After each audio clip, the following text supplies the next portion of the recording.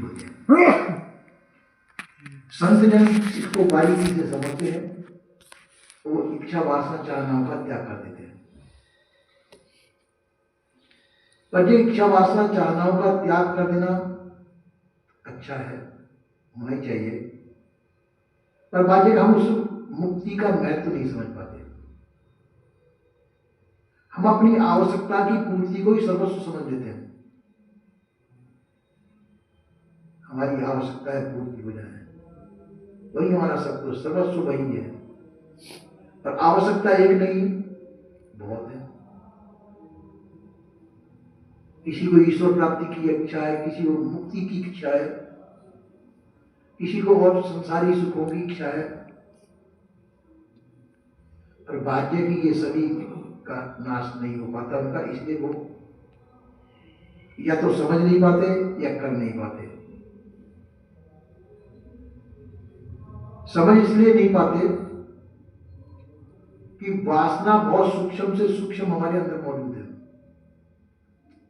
कभी कभी हम जीवों के कल्याण के लिए भी कुछ वासना रखते हैं कि जीवों का कल्याण हो, हमारे बोलने से जीवों का कल्याण हो जाएगा, लोगों का उद्धार है। ये भी तो वासना ही है, पर बोलना पड़ता है, ये भी बोलना ही पड़ता है। पर यह कि संत गुरुजनों ने कहा है कि आवश्यकता की पूर्ति कर लेनी चाहिए।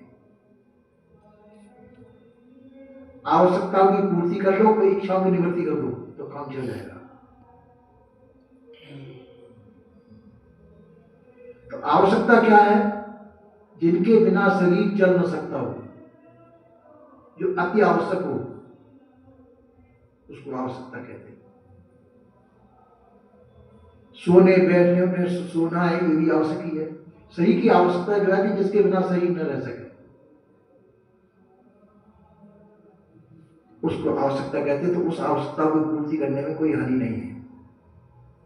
इच्छा उसे कहते हैं कि जिसके बिना शरीर रह सकता हो। हम यदि अहम की पूर्ति के लिए ही हम उसको कहते हैं, हमारी अहम की पूर्ति हो, वो इच्छा बंधन देने वाली है। तो अहमता और ममता को त्याग करके जो कार्य किया जाएगा वो बंधन नहीं देगा। तो कर्तव्य भाव से करें, तो कर्तव्य भाव से करें तब भी उसमें कुछ न कुछ अपना रहता है।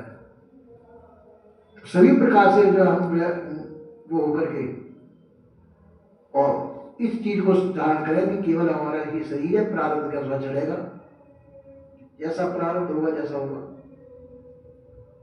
तो इन चीजों को सोच करके जो व्यक्ति चाह से रहित हो जाता है, सभी प्रकार की वासनाओं का त्याग कर देता है, तो इसी जीवन में और उसी क्षण मुक्त होगा। उसके लिए भूत भविष्य की आशा करने की आवश्यकता नहीं है। जिस समय व्यक्ति पूर्ण रूप से अचाह हो गया, वो उसी समय मुक्त हो गया।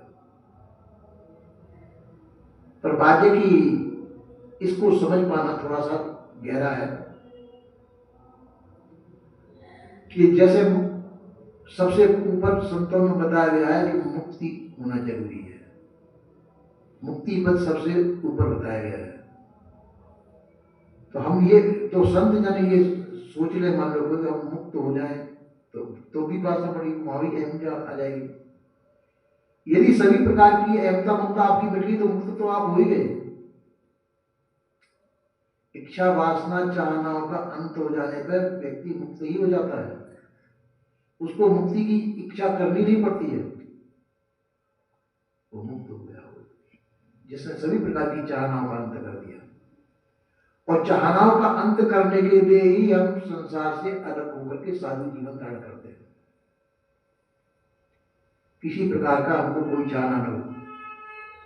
आप कह सकते हैं कि चाहनाओं से रहित होकर जीवित रह सकते, बिल्कुल रह सकते हैं।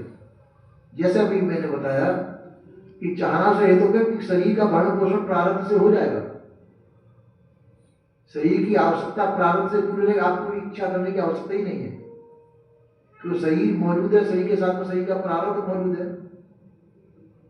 तो शरीर का प्रारब्ध मौजूद है तो उससे इसकी पूर्ति हो जाएगी, आपको कुछ करने की आवश्यकता नहीं है। तो जब इससे जो काम चल जाता हो हमारा, तो हमको जो है सभी प्रकार की वासनाओं से रहित होने में कोई दिक्कत नहीं है। वासनाएं जितनी भी होंगी बंधन देंगी। इसलिए संत गुरुजन कहते हैं वासना से रहित होकर जाओ, आपके प्रारब्ध के अनुसार जैसा होगा वैसा हो जाएगा। आप अपनी तरफ से कोई प्रकार की सभी प्रकार की वासना से रहित हो जाए, इससे काम चल जाएगा, ऐसा संत गुरुजन कहते हैं। तो इन चीजों को करने के लिए हमको कई चीजों का ध्यान रखना पड़ता है। ये सूक्ष्म विचार करना पड़ता है अपने कि हमारी कहीं ना कहीं इच्छा तो नहीं अटकी हुई है, हम कहीं अटकते भटकते तो नहीं है, किसी प्रकार से हमारे अंदर कोई किसी प्रकार की वो तो नहीं लगी किसी प्रकार की जहां हम भटक रहे हो। उस भटकाव को मिटाने के लिए अहम को छोड़ना पड़ता है। अहम का छोड़ना बहुत बड़ा पुरुषार्थ है। जब तक किसी न किसी रूप में हमारे अंदर अहम रहेगा, हमारे अंदर वासनाओं का त्याग नहीं होगा, वासनाओं का त्याग के बिना हम मुक्त नहीं हो सकते। इसलिए संत गुरुजनों का कहना है मानव कर्तव्य है, मनुष्य का कर्तव्य है सभी प्रकार की वासनाओं का त्याग करके अहमता ममता से रहित होकर के अपने आप को बंधन से छुड़ा लें। ये मनुष्य जीवन का परम कर्तव्य है, ऐसा संत गुरुजनों से सुना गया है। और ये श्री सद्गुरुदेव की जय।